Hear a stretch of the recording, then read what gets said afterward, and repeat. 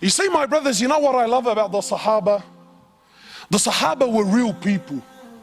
Many of us, we like to praise the Sahaba so much so, to the point where we start painting this picture like they never did anything wrong. Well, you're very wrong. Sahaba did a lot of things wrong, but that's what was beautiful about them. Because they made mistakes, then the way they dealt with their mistakes is what makes them so special and so unique. My time is short. One particular incident. After one of the battles, there was booty of war, gold, silver, swords, shields, stuff like this. So the Sahaba gathered, there's a lot of it, it's money. So they started sharing their opinions as to how they should distribute this wealth. And please don't listen to the story for the sheer entertainment of it. Live the story, brother. Try to imagine. I'm not sharing with you Walt Disney fairy tales. These are real stories of your fathers. Why? Not to entertain you, but to learn.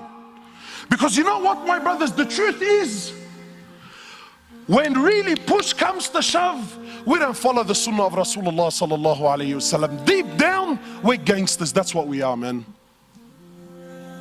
And being a gangster doesn't necessarily mean you got tattoos and you used to sell drugs on the streets. Wallahi, I know Abu Ali's and Abu Ahmed's that are more gangsters than any youngster on the street today can ever be. Gangster with your character and your attitude. We don't follow Rasulullah.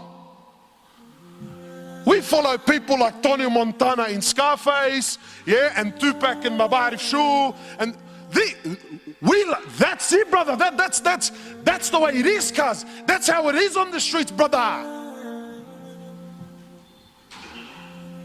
What deen is this, man? So the Sahaba, each man gave his opinion. Then Abu Dhar gave his opinion on the matter.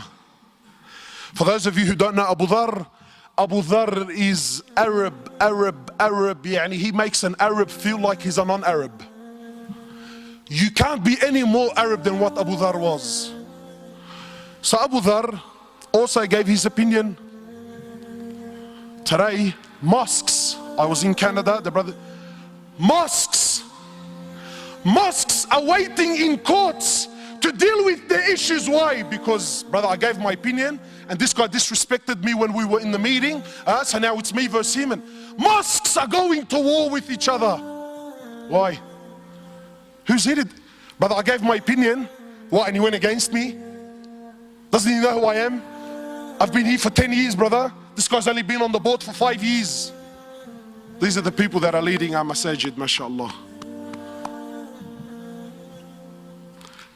So Abu Dhar gave his opinion. Then the next person was Bilal radiallahu ta'ala anhu. Bilal is the muaddin of Rasulullah sallallahu alayhi wasallam. Bilal not only used to be a slave, but an Abyssinian slave, meaning he was black. So as far as society is concerned, talk about being rock bottom. But you see, Islam came to break this. So when Bilal gave his opinion, he says, Abu Dhar, I disagree with you. Allahu A'lam, I think this is what we should do with the wealth. So Abu Dhar, imagine being put on the spot in front of everyone. He says, even you, ya Bilal, even you son of a black woman, even you're going to disagree with me today. These are big words. So Bilal, rightfully so, got very upset. He picked himself up and went to the Prophet of Allah. Now I want to pause here for a minute because I want to prove my point that we don't follow the sunnah of Rasulullah sallallahu alaihi wasallam. We follow the sunnah of who? Sheikh Tony Montana, mashallah, and Maulana Tupac. When we hear the story of the Sahaba, we exclude our life and our societies. Well, because it's different times. My brothers, I want to ask you sincerely, and I want you to answer sincerely. This act that Bilal did by picking himself up and going to the Prophet of Allah to complain, what is this act called in this day and age that we live in today?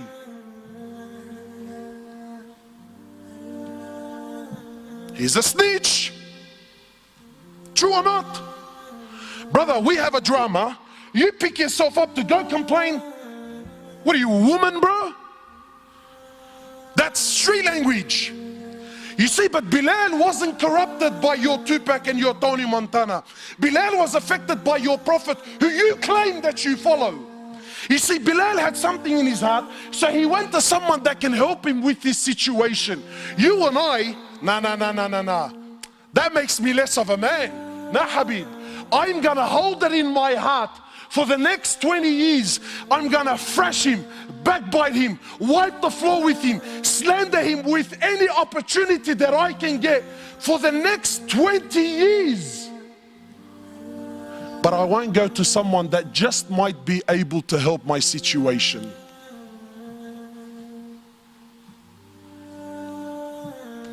So Bilal goes, he tells the Prophet of Allah. The Prophet of Allah became furious. So the Prophet of Allah, he comes, he goes to where Abu Dhar was, and he grabs Abu Dhar he grabs Abu Dhar.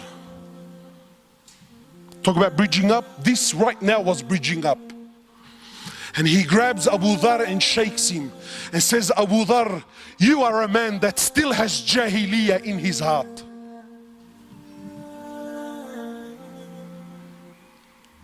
So what did Abu Dhar do? That little Aqday, is that what he said? Eid al-Quran, that's not what I said.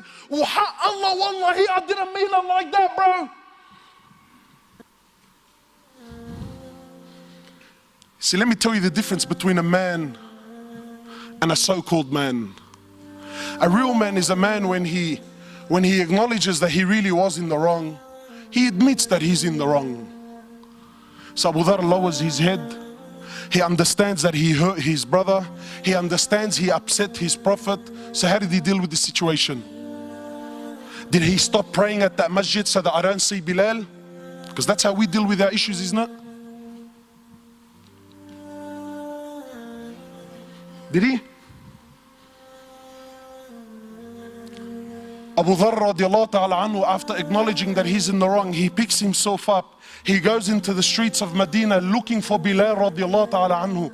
Then when he sees and he finds Bilal, he goes to Bilal publicly. Leave this with me, publicly, in front of everyone.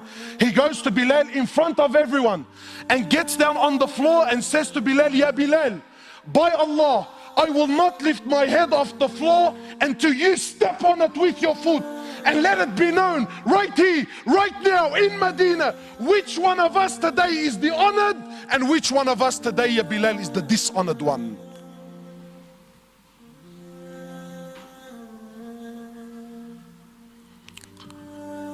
Come on, man, how come I haven't heard this story before, bro?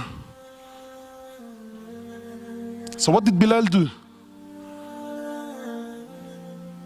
He's vulnerable, he's on the floor, he acknowledged, I told you, bro, I told you I was in the right. What did he do? Wallahi, an opportunity that most of us would love to have with those that hurt us. You see, real forgiveness is to forgive from your heart sincerely, whether you can do something about it or you can't. You see, there are many of us who have issues and dramas with other people, and we paint on the outside that, nah, brother, wallahi, man, I forgive him for the sake of Allah.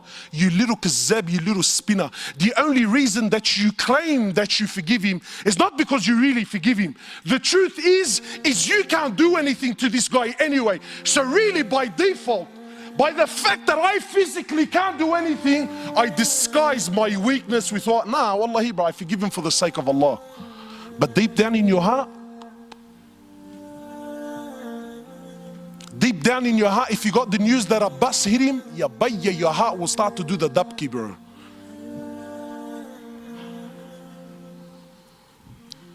So some brothers tell me, you know, cuz, listen, wallahi, bro, wallah, you know, I forgive him. Wallahi, I forgive him. But I don't forget, cuz. Wow, mashallah, really? You forgive, but you don't forget? Well, I got news for you, bro. If you forgive but don't forget, you didn't forgive to begin with. You see, this topic is not as juicy as what you first thought, eh? Why? Because it's hard on the nafs. Because this is real deen. This is real deen. So what did Bilal do? Bilal gets down on his hands and knees. He kisses Abu Dharr on the forehead. He says, Abu Dharr, are you serious? I forgive you for the sake of Allah. Done, finished, dusted, never to be spoken about again. Not drag it on for 10, 15 years. Not forget the fact that hours before this, they were both on the same battlefield fighting for the same Lord. See, we don't have this in our societies anymore, man. Why? Because today weakness is seen as what? Forgiveness is seen as what? But that's weakness, brother. La Habib. That's a real man.